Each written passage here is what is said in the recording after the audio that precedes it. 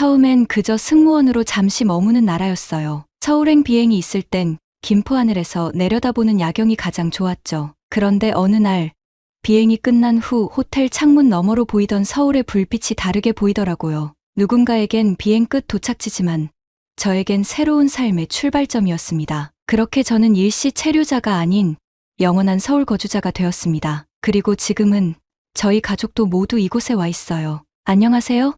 저는 우즈베키스탄 타슈켄트 출신 승무원 사브리나입니다. 타슈켄트에서의 아침은 항상 분주했답니다. 비행 스케줄표를 확인하고 제복을 정돈하고 화장을 고치는 일상이 반복됐죠. 아랍계 항공사에서 근무하면서 세계 각국을 다녔지만 서울 노선은 유독 특별했어요. 다른 도시들이 그저 업무의 연장선이었을 뿐인데 서울은 달랐습니다. 사브리나, 이번 주 서울 비행 담당이에요. 스케줄 담당자의 말에 이상하게도 가슴이 설레었어요. 일상의 무게를 벗어나는 순간 같았습니다. 서울행 비행기 안에서는 유독 미소가 많아졌고 승객들의 한국어 대화를 듣기 위해 무의식적으로 귀를 기울이게 됐죠. 착륙 후 호텔로 향하는 길, 창밖으로 보이는 서울의 모습은 마법 같았어요. 깨끗하게 정돈된 거리, 늦은 밤에도 불이 켜진 건물들, 질서 있게 움직이는 사람들, 마치 잘 짜인 시계처럼 모든 것이 완벽하게 돌아가는 느낌이었죠. 호텔에 도착해서도 그 마법은 계속됐답니다. 방에 들어서자마자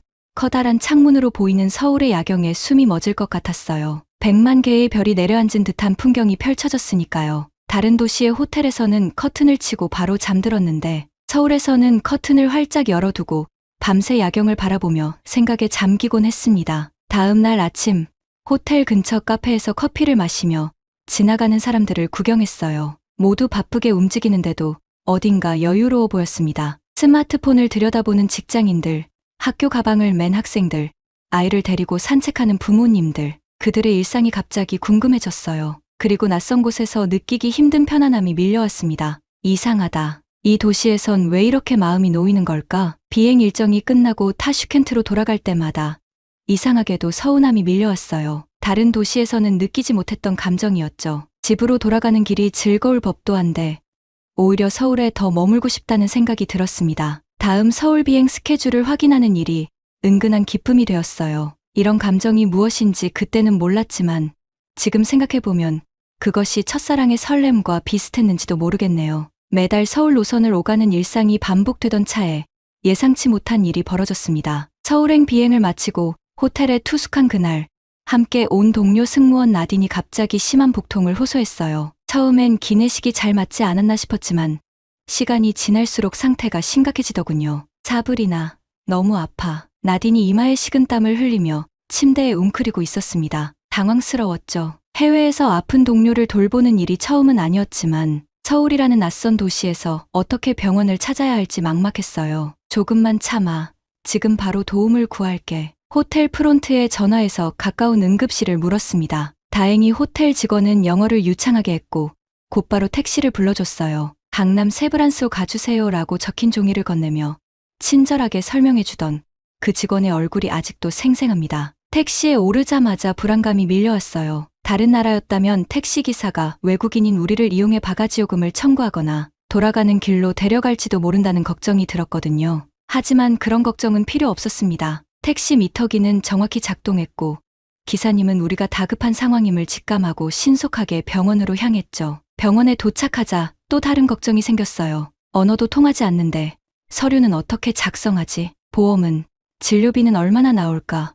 우즈베키스탄이나 다른 국가에서는 외국인 진료가 복잡하고 비용도 많이 들거든요. 그런데 놀랍게도 접수는 간단했습니다. 영어가 가능한 직원이 따로 나와 도움을 줬고 여권과 간단한 서류만 작성하면 됐어요. 예약 없이 방문하셨네요. 잠시만 기다려주세요 라는 말에 오래 기다려야겠구나 생각했는데 믿기지 않게도 10분도 안 돼서 나딘의 이름이 호명됐습니다. 진료실에 들어가니 의사 선생님이 영어로 상태를 물어봤어요. 증상을 설명하자마자 신속하게 검사 지시를 내리더군요. 초음파, 혈액 검사 등이 빠르게 진행됐고 그 사이 나딘을 위한 진통제도 투여됐죠. 모든 과정이 정말 신속했어요. 타슈켄트였다면 하루가 걸렸을 검사들이 1시간 만에 끝났으니까요. 급성 충수염 초기 증상입니다. 다행히 빨리 오셨네요. 항생제를 처방해 드릴게요. 상태가 나아지지 않으면 바로 수술해야 할 수도 있어요. 의사의 명확한 진단과 설명에 안도감이 밀려왔습니다. 약국으로 안내받아 가니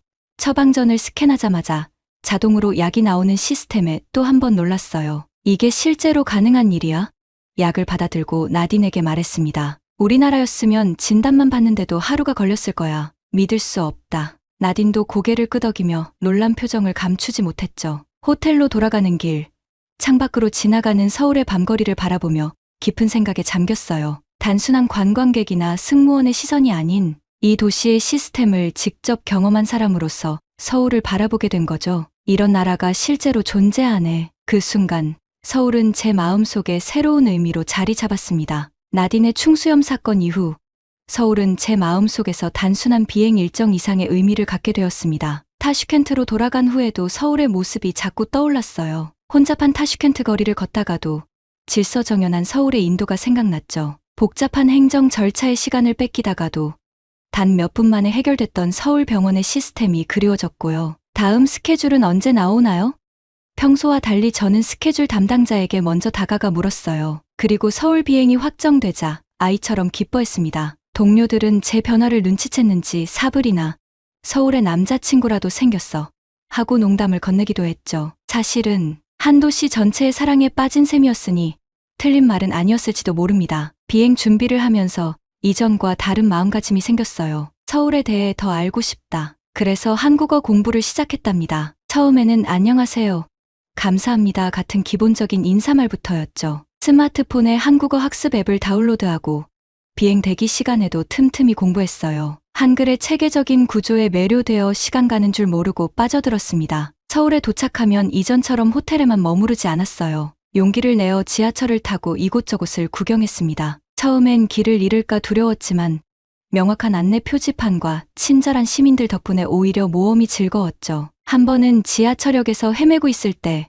한 고등학생이 먼저 다가와 영어로 도움을 줬어요. 그 학생의 순수한 미소가 가슴을 따뜻하게 데웠습니다. 점점 더 서울에 오래 머물고 싶어졌어요. 그래서 때로는 일부러 수면제를 복용해 시차 적응에 어려움을 겪는 척하며 하루 더 체류 승인을 받기도 했습니다. 죄책감이 들었지만 서울에서의 하루가 그만큼 소중했어요. 그러다 호텔보다 게스트하우스에 묵기 시작했습니다. 현지인들과 더 가깝게 지내고 싶어요. 동료들은 이해하지 못했죠. 고급 호텔을 두고 왜 좁은 게스트하우스를 선택하냐고요. 하지만 저는 그곳에서 한국 사람들과 함께 김치찌개를 먹고 서툰 한국어로 대화하며 진짜 서울을 경험했습니다. 어느 봄날 여의도 한강공원에서 벚꽃이 흩날리는 가운데 한 노부부를 만났어요. 벤치에 앉아 점심을 먹고 있는데 옆자리의 노부부가 저에게 귤을 건네주셨습니다. 말은 통하지 않았지만 그분들의 따뜻한 미소가 모든 것을 말해주었죠. 귤 껍질을 벗기려는데 손이 미끄러워 떨어뜨렸어요. 그러자 할아버지께서 주워서 깨끗이 닦아 다시 건네주셨습니다. 그 순간 갑자기 눈물이 왈칵 쏟아졌어요. 낯선 나라에서 한 외국인에게 보여준 그 사소한 배려가 제 마음속 깊은 곳을 건드린 거예요. 눈물을 닦으며 생각했습니다. 우리 부모님도 이런 곳에서 살 수 있다면. 타슈켄트에 계신 부모님은 나이가 들면서 의료 서비스를 제대로 받지 못해 고생하고 계셨거든요. 특히 아버지는 고혈압으로, 어머니는 관절염으로 자주 병원을 찾으셨지만 매번 긴 대기 시간과 부족한 의료시설에 지치곤 하셨죠. 노부부는 제가 우는 이유를 몰랐을 테지만 할머니께서 제 손을 살며시 잡아주셨어요. 그 손길에서 제 어머니의 온기가 느껴졌습니다. 떨리는 목소리로 감사합니다라고 말했을 때 할머니의 눈에도 촉촉한 기운이 감돌았어요. 언어는 달라도 마음은 통했던 거죠. 그날 밤 호텔방 창문 앞에 서서 서울의 야경을 바라보며 결심했습니다. 이곳은 내가 잠시 스쳐 지나가는 곳이 아니야. 언젠가는 꼭 이곳에서 살 거야. 그리고 부모님도 모시고 올 거야. 그 순간 미래에 대한 강한 확신이 가슴을 가득 채웠습니다. 평생 떠돌며 살던 승무원의 마음에 집이라는 개념이 처음으로 자리 잡은 순간이었어요. 타슈켄트로 돌아온 후 아버지의 건강이 급격히 나빠지는 것을 지켜봐야 했습니다. 어느 날 저녁 텔레비전을 보시던 아버지가 갑자기 얼굴을 찡그리며 가슴을 움켜쥐셨어요. 살짝 파랗게 변한 입술, 이마에 맺힌 식은땀, 고통으로 일그러진 표정, 그 모습이 아직도 생생합니다. 아버지, 놀라서 달려갔죠. 어머니는 당황한 채로 아버지의 등을 두드리셨고 저는 황급히 응급실로 달려갔습니다. 지방병원 응급실은 환자들로 넘쳐났고 의사 한 명이 분주히 오가고 있었어요. 제 아버지가 가슴 통증으로 오셨는데요. 접수를 하자 간호사는 무표정한 얼굴로 기다리세요라고만 답했습니다. 1시간, 2시간. 아버지는 대기실 의자에 비스듬히 기대어 고통을 참고 계셨어요. 마침내 3시간 후 의사가 아버지를 진료했습니다. 고혈압성 심장 질환입니다. 약을 드릴게요. 좀 쉬세요. 그게 전부였어요. 정밀 검사도 구체적인 치료 계획도 없었죠. 그저 처방전 한 장과 함께 돌아와야 했습니다. 집으로 돌아오는 택시 안에서 아버지의 피곤한 눈빛을 보며 가슴이 무너져 내렸어요. 그날 밤 결심했습니다. 아버지를 한국에 모셔야겠다. 다음 날 바로 휴가를 신청했고 승인을 받자마자 부모님께 제안했어요. 아버지, 어머니, 제가 이번에 휴가를 냈어요. 함께 서울에 가서 제대로 된 검진을 받아보는 게 어떨까요? 예상치 못한 반응이 돌아왔습니다. 아버지의 표정이 굳어졌어요. 서울, 한국, 안 돼. 그곳은 위험해. 아버지가 단호하게 말씀하셨습니다. 위험하다니요? 제가 매달 다니는 곳인데요. 제가 놀라서 물었어요. 너는 몰라. 텔레비전에서 봤어. 한국은 북한과 전쟁 중이야. 언제 폭탄이 떨어질지 모르는 곳에 내가 왜 가? 아버지의 목소리에는 공포가 묻어 있었습니다. 그제야 이해했어요. 우즈베키스탄 지방 방송에서 가끔 북한 관련 뉴스를 과장되게 보도하곤 했거든요. 한국과 북한을 구분하지 않고 전쟁 위험 지역으로 묘사하는 경우도 있었죠. 아버지, 그건 오해예요. 한국은 세계에서 가장 안전한 나라 중 하나입니다. 제 말에도 아버지는 고개를 저으셨어요. 그날부터 매일 저녁, 저는 아버지를 설득하기 위해 노력했습니다. 서울의 아름다운 사진들을 보여드렸고, 세계적인 의료 시스템에 대한 기사들을 번역해 읽어드렸어요. 특히 심장질환 치료에 관한 최신 정보를 강조했죠. 이곳에서는 아버지의 상태가 더 악화되기 전에 조치해줄 거예요. 제가 본 병원은 정말 다른 세상이었어요. 열흘째 되던 날, 아버지가 또다시 심한 가슴 통증으로 쓰러지셨습니다. 이번에는 병원에서 5시간을 기다린 끝에 겨우 간단한 검사만 받고 돌아왔어요. 집에 돌아와 아버지가 지친 모습으로 소파에 누우시는 것을 보며 제 눈에서 눈물이 흘렀습니다. 아버지, 제발. 목소리가 떨렸어요. 저는 아버지가 얼마나 소중한지, 아버지 없이 어떻게 살아갈지 상상도 할 수 없어요. 이대로 가다간 말을 잇지 못했습니다. 침묵이 흘렀고 아버지는 천장을 바라보며 깊은 생각에 잠겼어요. 마침내 그분이 입을 여셨습니다. 정말 안전하냐? 그 목소리에는 여전히 두려움이 있었지만 작은 희망도 섞여 있었어요. 네, 아버지, 제가 보장합니다. 제가 매달 지내는 곳이니까요. 만약 조금이라도 위험하다면 제가 아버지를 거기에 모셔가려고 하겠어요? 제 진심. 어린 눈빛이 아버지의 마음을 조금씩 녹여내고 있었습니다. 다음 날, 아버지는 여권 사진을 찍으러 가자고 말씀하셨어요. 그 순간의 기쁨은 말로 표현할 수 없었습니다. 어머니는 이미 여행 가방을 챙기기 시작하셨고, 저는 즉시 비행기 표를 예약했죠. 서울행 비행기 안에서 창밖을 바라보는 아버지의 모습은 지금도 잊을 수 없습니다. 기대와 두려움이 뒤섞인 눈빛으로 구름 위로 떠오르는 태양을 보시더니 이제 너무 늦지 않았으면 좋겠구나라고 작게 중얼거리셨어요. 저는 아버지의 손을 꼭 잡았습니다. 절대 늦지 않았어요. 이제 시작이니까요. 서울에 도착한 첫날, 부모님은 문화 충격에 휩싸였어요. 인천공항에 발을 디딘 순간부터 모든 것이 달랐습니다. 공항 바닥은 마치 거울처럼 반짝였고 어디에서도 쓰레기 하나 찾아볼 수 없었어요. 입국 심사대에서는 젊은 직원이 아랍어로 환영합니다라고 인사해 아버지를 깜짝 놀라게 했죠. 사브리나, 저 사람이 우즈베크어를 알아? 아버지가 놀라서 물으셨어요. 아니에요. 다양한 언어로 환영 인사를 준비한 거예요. 이곳 사람들은 외국인을 배려하는 문화가 있어요. 그 말에 아버지는 고개를 끄덕이며 처음으로 미소를 지으셨습니다. 공항 밖으로 나가자 리무진 버스 안내원이 공손하게 인사하며 짐을 받아주었어요. 버스에 오르자 푹신한 좌석, 개인별 에어컨, 무료 생수와 신문까지. 어머니는 마치 영화 속 장면을 경험하는 듯 눈을 크게 뜨고 주변을 살펴보셨습니다. 이게 정말 버스니? 우리 대통령도 이런 차를 못 타실 텐데. 어머니의 말에 주변 승객들이 미소를 지었어요. 부끄러워하는 저와 달리 부모님은 모든 것이 신기하기만 하셨습니다. 서울로 향하는 고속도로에서 창밖을 내다보던 아버지의 표정이 점점 변해갔어요. 예상했던 전쟁 지역의 모습 대신 반듯하게 정돈된 도시와 푸른 산이 펼쳐졌으니까요. 특히 한강을 건너는 순간 아버지의 입에서 감탄사가 흘러나왔습니다. 이렇게 넓은 강이, 그리고 저 많은 고층 건물들이 모두 현실이란 말이냐?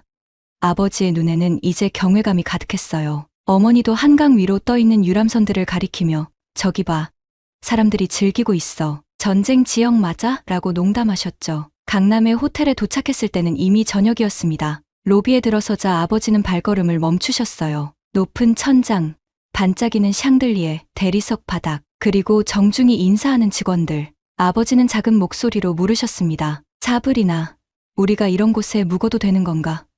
비용이. 걱정 마세요, 아버지. 제가 다 준비했어요. 편하게 즐기세요. 제 말에 아버지는 여전히 불안해 보이셨지만 객실로 안내받자 그 모든 걱정이 사라진 듯 했습니다. 객실 문을 열자 탄성이 터져 나왔어요. 거실과 침실이 분리된 스위트룸, 바닥에서 천장까지 이어진 창문, 그리고 그 너머로 펼쳐진 서울의 야경. 어머니는 창가로 달려가 손으로 유리를 짚으셨습니다. 저 불빛들이 다 무엇이지?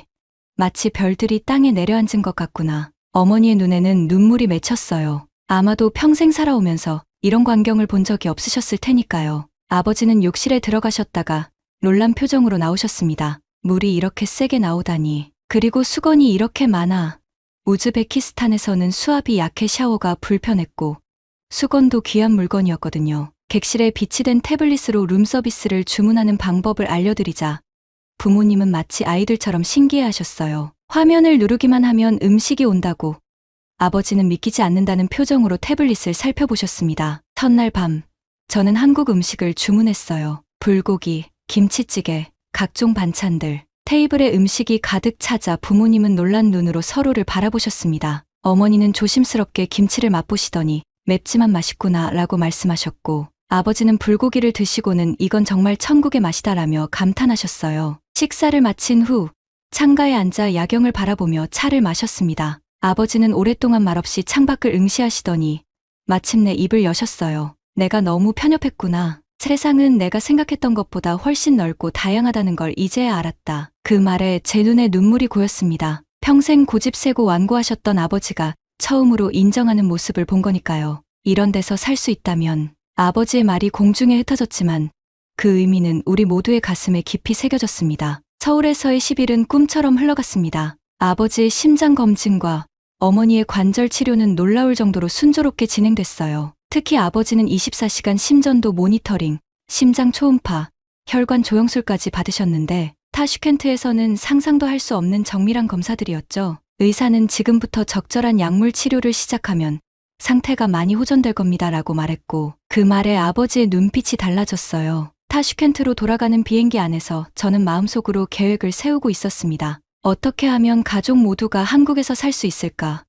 그러나 현실적인 문제들이 떠올랐죠. 비자, 일자리, 언어 장벽, 그리고 무엇보다 나이 드신 부모님이 새로운 환경에 적응할 수 있을지에 대한 고민이 컸습니다. 집에 돌아온 지 일주일 후 저는 용기를 내어 이민에 대한 이야기를 꺼냈어요. 아버지, 어머니, 제가 한국으로 이직을 생각하고 있어요. 그리고 두 분도 함께 가셨으면 해요. 식탁에 무거운 침묵이 내려앉았습니다. 아버지는 천천히 수프 그릇을 내려놓으셨고 어머니는 손수건으로 입가를 닦으셨어요. 사브리나, 아버지가 먼저 입을 여셨습니다. 너는 젊은이 가도 좋아. 하지만 우리는 이미 늙었어. 새로운 시작을 하기에는 너무 늦었다. 하지만 아버지, 서울에서 얼마나 좋아하셨잖아요. 의료 시스템도 훌륭하고 안전하고 깨끗한 도시예요. 아버지의 건강을 위해서라도 내 마음은 고맙다. 아버지가 깊은 한숨을 내쉬셨어요. 하지만 이건 단순한 문제가 아니야. 나는 러시아어와 우즈베크어 외에는 말할 줄 모르는 늙은이야. 어떻게 새로운 나라에서 살아갈 수 있겠니? 또 우리의 친구들, 이웃들, 그리고 내 남동생은 어쩌고? 동생 티무르. 그 이름을 듣는 순간 가슴이 무거워졌어요. 티무르는 우즈베키스탄 군대에서 복무 중이었습니다. 아직 2년의 의무 복무가 남아 있었죠. 티무르가 제대하면 함께 가면 되잖아요. 그리고 아버지, 어머니, 한국어는 제가 가르쳐 드릴게요. 그곳에는 러시아어를 할 줄 아는 사람들도 있고 번역 앱도 있어요. 어머니가 조심스럽게 말씀하셨습니다. 그렇게 말하면 쉬워 보이지만 우리 나이에 새 언어를 배운다는 게 얼마나 어려운지 너는 몰라. 그리고 비자는 우리가 어떻게 장기 체류 비자를 받을 수 있겠니? 그 질문에 바로 답하지 못했어요. 사실 저도 확실히 알지 못했거든요. 그날 밤 컴퓨터 앞에 앉아 이민 정보를 검색하기 시작했습니다. 몇 시간 동안 여러 웹사이트와 포럼을 뒤지면서 점점 더 복잡한 현실과 마주했어요. 한국에서 가족 초청 비자를 받으려면 저부터 안정적인 체류 자격을 갖춰야 했습니다. 현재 외국 항공사 승무원으로는 불가능했어요. 한국 항공사로 이직해서 정규직으로 전환되어야 했죠. 그리고 부모님 초청은 더욱 까다로웠어요. 고령자에 대한 비자 제한이 있었고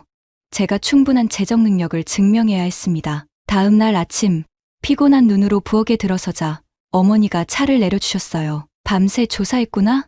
얼굴이 창백하네. 네, 어머니. 생각보다 복잡해요. 하지만 불가능하진 않아요. 희망을 잃지 않으려 애썼습니다. 일주일 후 저는 구체적인 계획을 가지고 부모님께 다시 얘기했어요. 거실에 앉아 계신 두 분 앞에 종이 한 장을 내려놓았죠. 이것은 3년 계획이에요. 우선 제가 대한항공이나 아시아나항공에 지원할 거예요. 중동항공사 경력이 있으니 기회가 있을 거예요. 그 다음 1년 동안 정규직으로 전환되고 비자 자격을 갖추면 팀무르가 제대할 시기와 맞춰 가족 비자를 신청해요. 아버지는 안경을 쓰고 종이를 유심히 살펴보셨어요. 현실적으로 생각해보렴. 사브리나, 내 커리어를 중동항공사에서 쌓아왔는데 갑자기 한국항공사로 옮기는 게 쉽겠니? 그들이 왜 외국인인 너를 뽑겠어? 그 말이 가슴을 찔렀어요. 아버지의 날카로운 지적은 제가 회피하고 있던 불편한 진실이었으니까요. 한국 항공사들은 내국인을 우선 채용했고 외국인 승무원은 특별한 언어 능력이나 경험이 있어야 했습니다. 언어도 문제야. 아버지가 계속하셨어요. 내 한국어가 면접을 통과할 만큼 유창하니. 그리고 티무르는 어떡할 거니?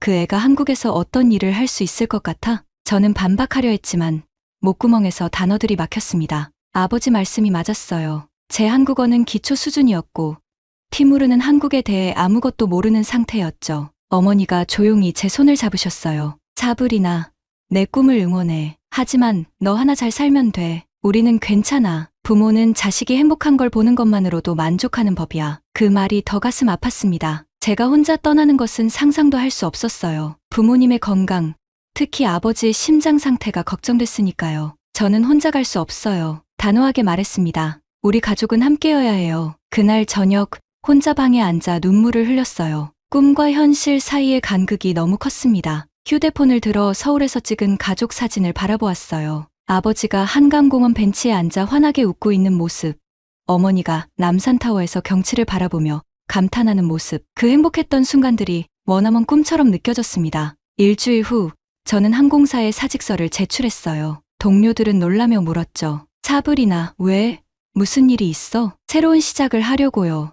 미소 지으며 대답했습니다. 한국에서요. 동료들은 제가 미쳤다고 생각했을지도 모릅니다. 안정적인 직장을 떠나 불확실한 미래로 뛰어드는 것처럼 보였으니까요. 하지만 저에게는 분명한 목표가 있었어요. 한국 항공사에 지원하기 전에 먼저 한국어를 제대로 배워야 했습니다. 타슈켄트의 한국문화원에 등록했어요. 매일 6시간씩 한국어를 공부했습니다. 수업이 끝나면 혼자 카페에 앉아 한국 드라마를 보며 발음을 따라했어요. 밤에는 문법책을 붙들고 씨름했죠. 그렇게 하루하루가 지나갔습니다. 한 달 후 처음으로 좌절감이 밀려왔어요. 한국어는 생각보다 훨씬 어려웠고 저축해 둔 돈은 점점 줄어들고 있었거든요. 그날 밤 아버지가 제 방문을 노크하셨습니다. 들어가도 될까?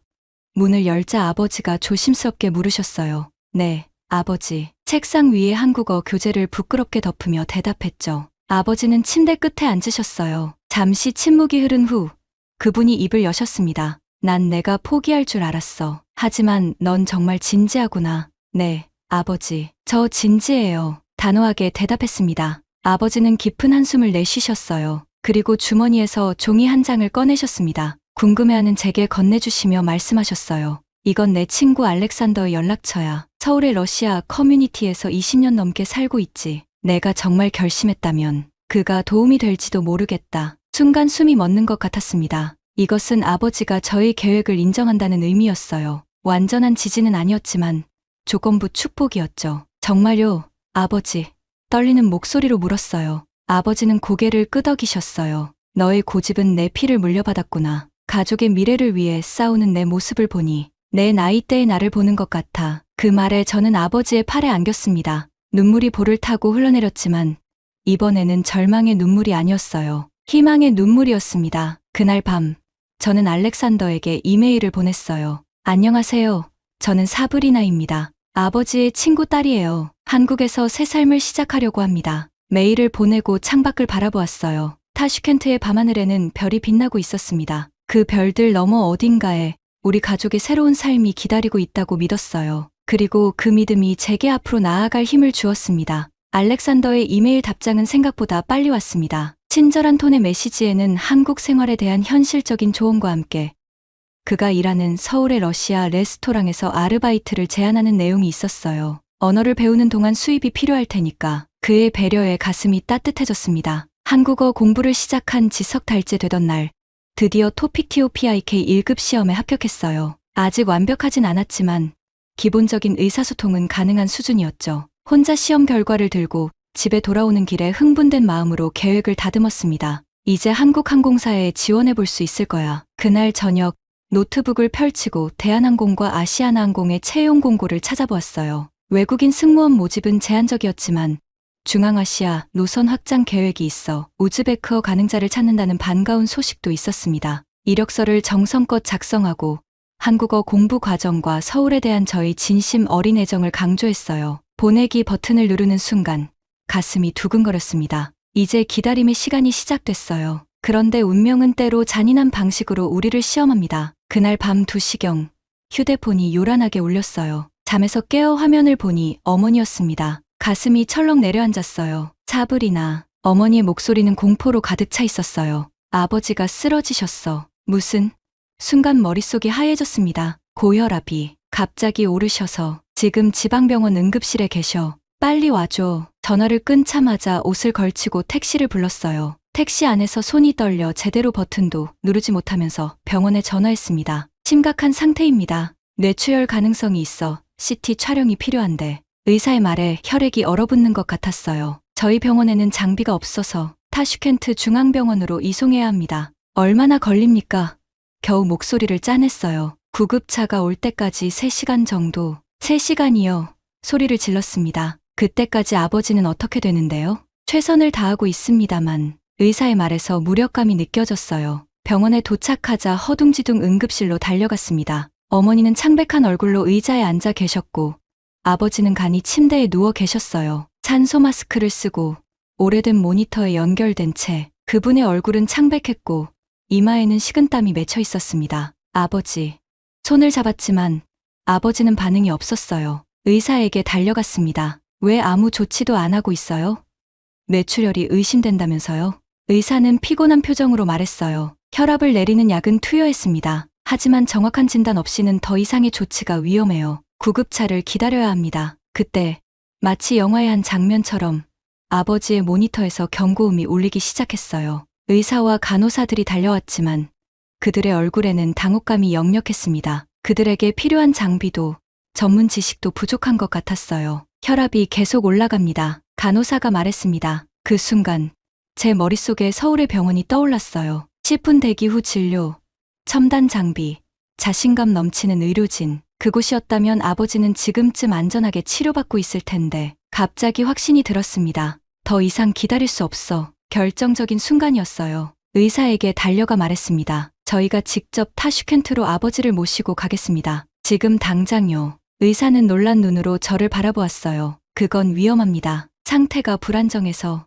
여기서 기다리는 것보다 위험할까요?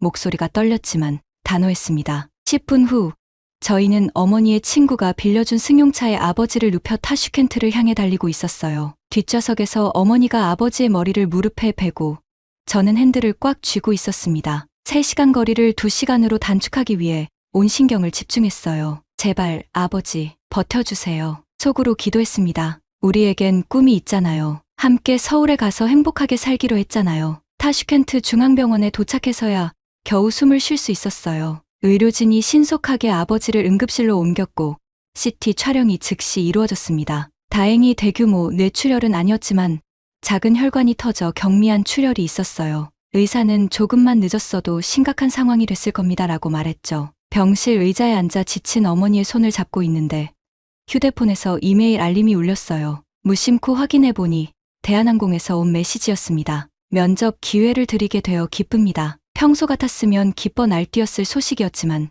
지금은 그저 공허하게 느껴졌어요. 중환자실에서 산소 마스크를 쓴 채 누워 계신 아버지를 바라보며 생각했습니다. 이런 나라에서는 아버지가 언제든 또 이런 상황을 맞을 수 있어. 결정적인 순간이 온 거예요. 다음 날 아침 아버지가 깨어나셨을 때 제가 맨 먼저 한 말은 우리 함께 한국에 가요였습니다. 아직 약한 목소리로 아버지가 물으셨어요. 이제 와서.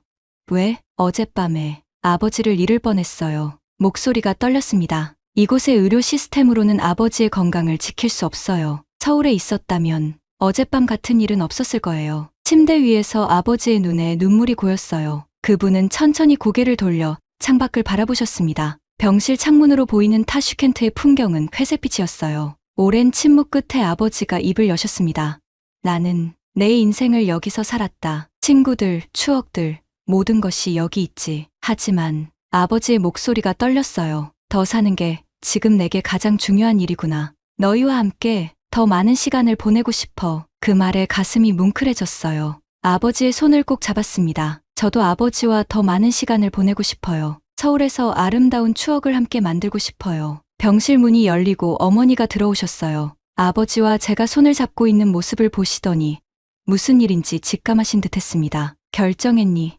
어머니가 조용히 물으셨어요. 아버지가 천천히 고개를 끄덕이셨습니다. 우리 가족은 함께 있어야지. 그 말에 어머니의 눈에도 눈물이 고였어요. 침대 반대편에 서서 아버지의 다른 손을 잡으셨죠. 그렇게 우리 세 사람은 손을 맞잡고 결심을 다졌습니다. 어려움이 있더라도 새로운 시작을 위해 함께 나아가기로요. 동생 티무르에게 전화를 걸었을 때 그의 반응은 예상 밖이었어요. 진짜?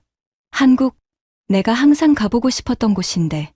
전자제품, 게임, 케이팝, 군 복무 중임에도 불구하고 그의 목소리에는 흥분이 가득했습니다. 제대하자마자 바로 갈게. 그때까지 다 준비해줘. 누나. 아버지가 퇴원한 후 저희 집 거실은 작은 전쟁 회의실이 되었어요. 벽에는 계획표가 붙어 있고 테이블 위에는 비자 정보와 한국어 교재가 쌓여 있었죠. 티무르의 제대까지는 1년. 그동안 저는 한국에 먼저 가서 직장을 구하고 가족을 위한 준비를 해야 했습니다. 대한항공 면접 날 아침 일찍 일어나 가장 단정한 옷을 입었어요. 거울 앞에서 한국어로 자기소개를 연습하며 마음속으로 우리 가족의 얼굴을 그려보았습니다. 더 이상 이것은 단순한 직업 면접이 아니었어요. 우리 가족의 미래가 걸린 중대한 순간이었죠. 당신에게 이 일은 무슨 의미인가요? 면접관이 물었을 때 순간 목이 메었어요. 단순한 직업이 아닙니다. 진심을 담아 대답했어요. 제 가족이 함께 건강하고 안전하게 살 수 있는 미래의 첫걸음입니다. 그날 저녁 합격 통보를 받았을 때의 감정은 복합적이었습니다. 기쁨, 두려움, 그리고 엄청난 책임감. 하지만 무엇보다 강했던 것은 희망이었어요. 어둠 속에서도 반짝이는 절대 꺼지지 않는 희망이었습니다. 아버지의 병실에서 나눴던 약속을 떠올리며 생각했어요. 더 이상 미룰 수 없어. 지금이 바로 그 순간이야. 서울행 비행기 티켓을 예약하며 이번에는 혼자지만 곧 가족 모두가 함께할 날이 올 것이라고 다짐했습니다. 그리고 그 여정은 이제 막 시작되고 있었어요. 인천공항에 발을 디딘 순간 이전과는 다른 감정이 밀려왔습니다. 이제 저는 단순한 승무원이 아니었어요. 꿈을 좇는 이민자이자 가족의 미래를 짊어진 개척자였죠. 출국장을 나서며 깊은 숨을 들이마셨어요. 이제 진짜 시작이다. 대한항공에서의 첫날은 긴장과 설렘이 교차했습니다. 트레이닝 센터에서 10명의 신입 승무원들과 만났는데 저 혼자만 외국인이었어요. 다들 호기심 어린 눈으로 저를 바라봤죠. 자기소개 시간에 떨리는 목소리로 말했습니다. 안녕하세요.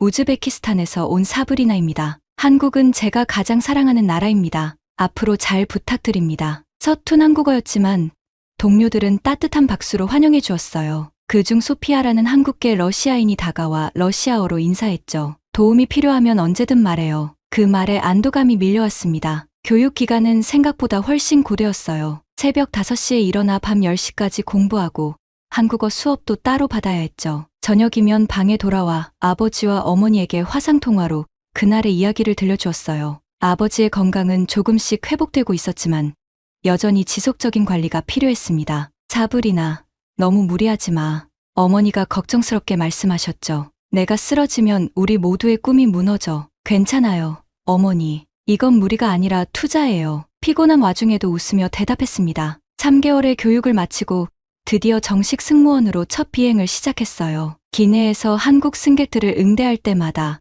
한국어 실력이 빠르게 늘어갔습니다. 특히 고령 승객들을 대할 때는 저희 부모님을 떠올리며 각별히 신경 썼어요. 할머니, 이 담요 덮으실래요?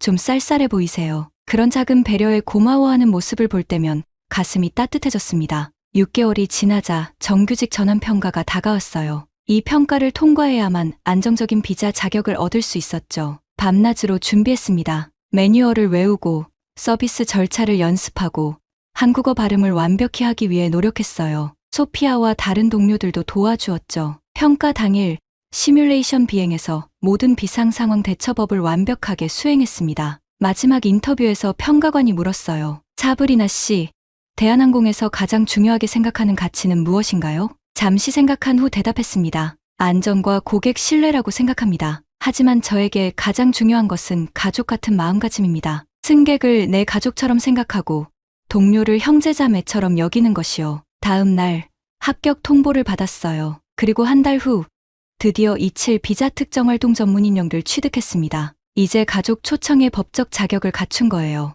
알렉산더의 소개로 강남에서 작은 원룸을 구했습니다. 한강이 보이는 고급 아파트는 아니었지만 깨끗하고 안전한 동네였어요. 집에는 침대를 2개 놓았습니다. 하나는 제가 쓰고 다른 하나는 곧 오실 부모님을 위한 것이었죠. 어느 날 퇴근길 강남의 한 병원 앞을 지나다 국제의료센터 간판이 눈에 들어왔어요. 용기를 내어 들어가 러시아어 가능한 의사가 있는지 물었습니다. 다행히 우크라이나 출신의 김 박사님을 소개받을 수 있었어요. 제 아버지가 고혈압성 심장질환을 앓고 계세요. 곧 한국으로 모실 예정인데 어떤 준비가 필요할까요? 김 박사님은 친절하게 필요한 의료 기록과 검사 목록을 알려주셨어요. 의료 관광 비자로 먼저 입국하시면 정밀 검사 후 치료 계획을 세울 수 있습니다. 그동안 장기 체류 비자를 준비하시는 거죠. 그날부터 의료 관광 비자 준비에 착수했습니다. 아버지의 모든 의료 기록을 번역하고 병원에서 초청장을 발급받고 재정증명서를 준비했어요. 퇴근 후에는 출입국 사무소 웹사이트에 올라온 모든 비자 정보를 꼼꼼히 살펴봤죠. 일이 생각보다 빠르게 진행됐어요. 2달 만에 아버지의 의료 관광 비자가 승인되었습니다. 어머니는 동반 비자로 함께 올 수 있었고요.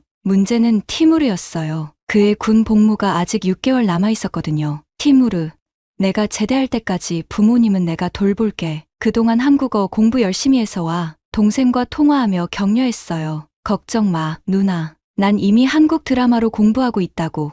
티무르의 밝은 목소리가 희망을 주었습니다. 드디어 부모님이 서울에 오시는 날이 다가왔어요. 인천공항에서 기다리는 동안 심장이 터져나갈 것 같았습니다. 지난 1년간의 모든 노력과 희생이 이 순간을 위한 것이었으니까요. 입국장 문이 열리고 아버지와 어머니가 나타났을 때 눈물이 왈칵 쏟아졌어요. 아버지는 여전히 조심스럽게 걸으셨지만 얼굴색이 훨씬 좋아져 있었습니다. 어머니는 설레는 표정으로 주변을 둘러보셨고요. 우리 딸, 아버지가 저를 꼭 안아주셨어요. 내가 해냈구나. 집으로 가는 리무진 버스 안에서 어머니는 창밖의 서울 풍경을 감탄하며 바라보셨습니다. 정말 이곳에서 살게 될 줄이야. 꿈을 꾸는 듯한 목소리였어요. 제가 준비한 작은 원룸에 도착해 문을 열자 부모님은 잠시 당황하신 듯했어요. 타슈켄트의 우리 집보다 훨씬 작았으니까요. 하지만 곧 어머니가 말씀하셨습니다. 이런 곳에서라도 우리 가족이 건강하게 함께 있을 수 있다면 그게 가장 중요하지. 다음 날 아침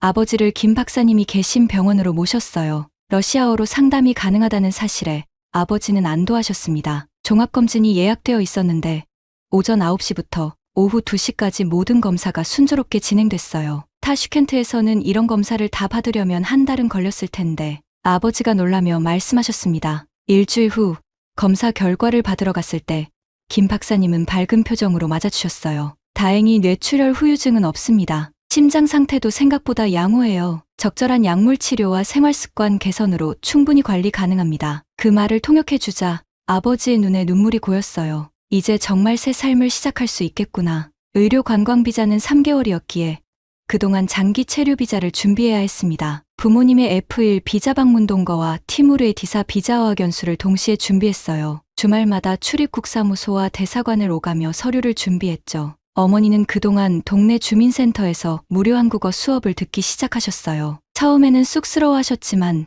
같은 반에 러시아 출신 할머니가 계셔서 곧 친구가 되셨죠. 함께 시장도 가고 공원도 산책하며 서울 생활에 조금씩 적응해 가셨어요. 아버지는 매일 아침 근처 공원에서 태극권을 배우기 시작하셨습니다. 처음에는 따라하기 어려워하셨지만 그곳에서 만난 한국 할아버지들이 친절하게 도와주셨어요. 말은 통하지 않아도 몸짓과 웃음으로 소통하시는 모습이 보기 좋았습니다. 오늘 내가 저 할아버지한테서 맛있는 배를 선물 받았어. 어느 날 아버지가 자랑스럽게 과일 봉지를 들고 오셨어요. 내일은 우리 집에서 만든 우즈베크 차를 가져갈 거야. 2개월이 지나고 드디어 부모님의 F1 비자가 승인되었습니다. 티무르의 디사 비자도 예비 승인을 받았고 그가 제대하면 바로 입국할 수 있게 되었어요. 모든 것이 순조롭게 진행되고 있었습니다. 어느 휴일, 세 식구가 한강공원에 소풍을 갔어요. 돗자리를 펴고 어머니가 준비한 우즈베크 전통 음식과 한국 김밥을 함께 먹었죠. 강변을 따라 자전거를 타는 가족들,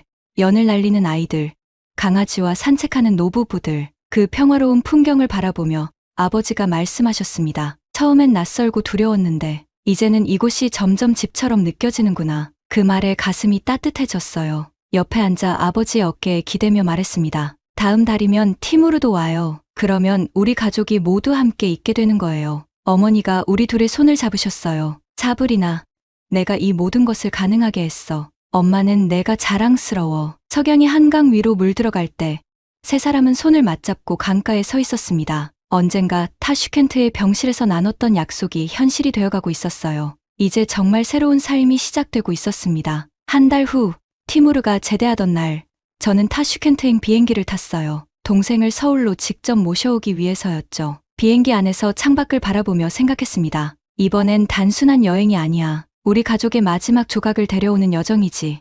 인천공항으로 돌아오는 비행기 안에서 티무르는 제 손을 꼭 잡았어요. 누나, 정말 고마워. 이제 우리 모두 함께야. 그 말에 저도 동생의 손을 꼭 쥐었습니다. 맞아, 티무르.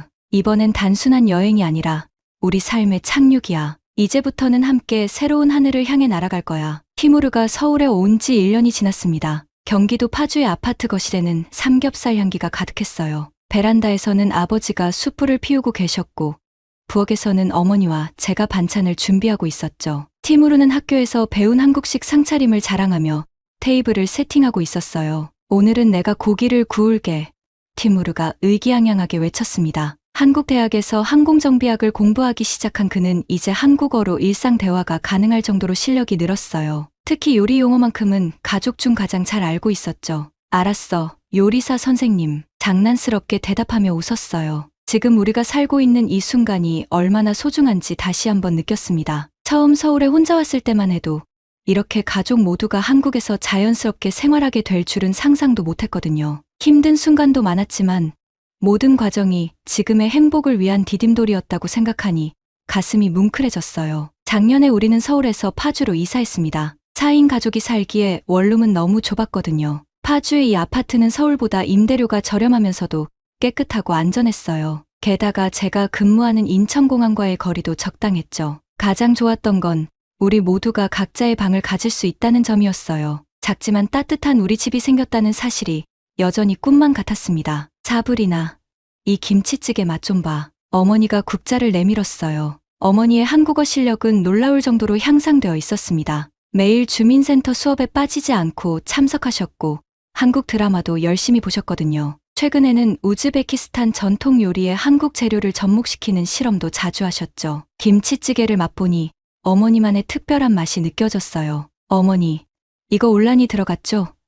올란은 우즈베키스탄 전통 향신료인데 어머니는 종종 한국 요리에 이것을 넣어 독특한 풍미를 더하셨어요. 역시 내 딸은 알아봐. 어머니가 뿌듯한 표정으로 웃으셨습니다. 우리 집 김치찌개만의 비밀 레시피야. 베란다에서 아버지가 우리를 부르셨어요. 고기 다 익었어.